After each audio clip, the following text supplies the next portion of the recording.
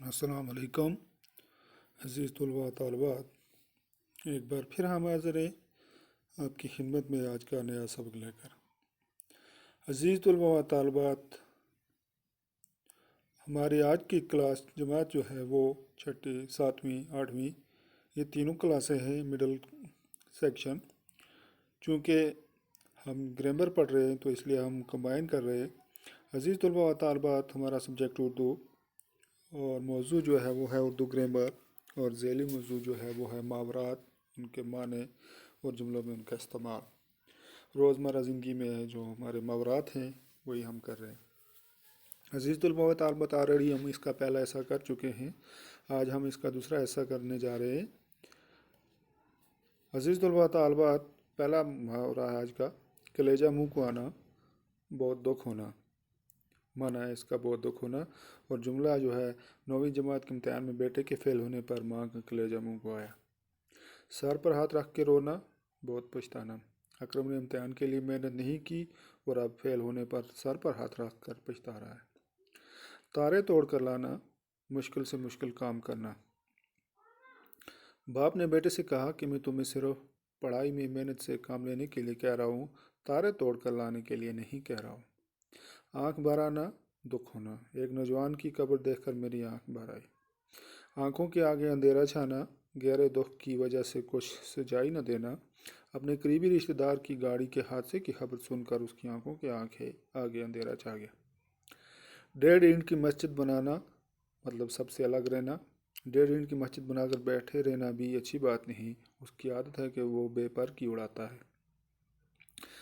बाल की बेपर की उड़ाना, बेबुनियाद और झूठी बात फैलाना, उसकी आदत है कि वो बेपर की उड़ाता है। बाल की खाल उतारना, हाथ से ज़्यादा छानबीन करना, वो हर बात में बाल की खाल उतारने का आदी है। 5 उंगलियां घी में होना, मज़े होना। असलम के बड़े भाई की शादी है, उसकी तो आजकल 5 उंगलियां घी में है। अपने पाँव पर कुल्हाड़ी मारना, अपना नुकसान खुद करना। उसने दुकान की सारी पूंजी शराब नोशी में लुटा कर अपने पाँव पर खुद कुल्हाड़ी मारी है या खुद कुल्हाड़ा मारा है। पानी सर से गुजरना, बर्दाश्त से बाहर होना। उसकी ज़्यादतियाँ अब मुझसे बर्दाश्त नहीं होती, अब पानी सर से गुजर गया है। भागते चोर की लंगोटी ही सही, हाथ से निकलते किसी चीज़ से थोड़ा सा हासिल होना ही गनीमत है। जिस व्यापारी को मैंने रुपया उधार दिया था उसका कारोबार डूब गया, मुझे अपनी रकम का 1/4 वापस मिला और मैंने सोचा कि चलो भागते चोर की लंगोटी ही सही। एक अनार 100 बीमार, किसी चीज़ की किल्लत होना। सिर्फ दो लड्डू लेकर घर क्या जाओगे। ये तो यही बात हुई कि एक अनार 100 बीमार। 1 और 1 11, इत्फाक में ताकत होना। एक ही शख्स पर घर का सारा बोझ डालना अच्छा नहीं, दूसरा भी साथ दे तो खुशहाली आएगी, क्योंकि 1 और 1 11 होते हैं। ईंट से ईंट बुझाना, तबाह बर्बाद कर देना। ताकतवर किसी कमज़ोर की ईंट से ईंट बुझा कर रख दे तो ये कोई बहादुरी की बात नहीं। बात का बतंगड़ बनाना, ज़रा सी बात बढ़ा चढ़ा कर पेश करना। किसी की ये आदत होती है कि वो बात का बतंगड़ बना देता है। अपना समूह लेकर रह जाना, शर्मिंदा होना। गलती सरजद होने पर वो अपना समूह लेकर रह गया। पासा पलटना, बाजी हार जाना। मैं अपने मकसद में कामयाब नहीं हुआ क्योंकि मेरा पासा ही पलट गया। उल्टे पाँव लौटना, जल्दी ही वापस लौटना। मैं नानी के घर गई लेकिन उल्टे पाँव लौट आई। अंधेरी नगरी चौपट राज, ऐसा निज़ाम जहाँ कोई ढंग का काम ढंग से न होता हो। दुनिया की कई जगहों पर आज भी अंधेरी नगरी चौपट राज है। इस हाथ से दे उस हाथ से ले, काम का बदला जल्द मिलना। कभी कभी तो अपनी करनी का फल जल्दी ही मिल जाता है, गोया इस हाथ दे उस हाथ ले वाला मामला हो जाता है। आंखें दिखाना, गुस्सा करना, बराबरी करना। कोई बदबख्त नौजवान अपने वालिदैन को भी आंखें दिखाने लगते हैं। पगड़ी उछालना, बेइज्जत करना, जलील करना। बच्चों को चाहे कि वो कोई ऐसा काम न करें जिससे उनके वालिदैन की पगड़ी उछले। जितने मुंह उतनी बातें, सबका अलग अलग ख्याल। तुम अपनी जगह ठीक हो तो लोगों की बातों पर ध्यान न दो, क्योंकि जितने मुंह उतनी बातें। پیٹ میں چوہے ناچنا، بھوک لگنا، میں نے صبح سے کچھ کھایا نہیں، میرے پیٹ میں تو چوہے ناچ رہے ہیں۔ جس تن لاگے سو تن جاگے، جس تن لاگے سو تن جانے، جس پر مصیبت پڑی ہو وہی اس کی تکلیف کو محسوس کرتا ہے۔ ایک مفلس کی زندگی کیسے گزرتی ہے یہ وہی جانتا ہے، کیونکہ جس تن لاگے سو تن جانے۔ جان پر بنانا، بڑی مصیبت میں پھنسنا، میرے محبوب زمانے میں کوئی تجھ سا کہاں، تیری جان سے میری جان پہ بنا آئی ہے۔ جس کی لاٹھی اس کی بیس، طاقتور ہی حاوی ہوتا ہے۔ اس تہذیب یافتہ دور میں بھی جس کی لاٹھی اس کی بیس والا رواج رائج ہے۔ ڈوبتے کو تنکے کا سہارا، مصیبت میں کسی کی تھوڑی سی امداد بھی ہوتی ہے۔ آپ کی ہمدردی میرے لیے ڈوبتے کو تنکے کا سہارا مترادف ہے۔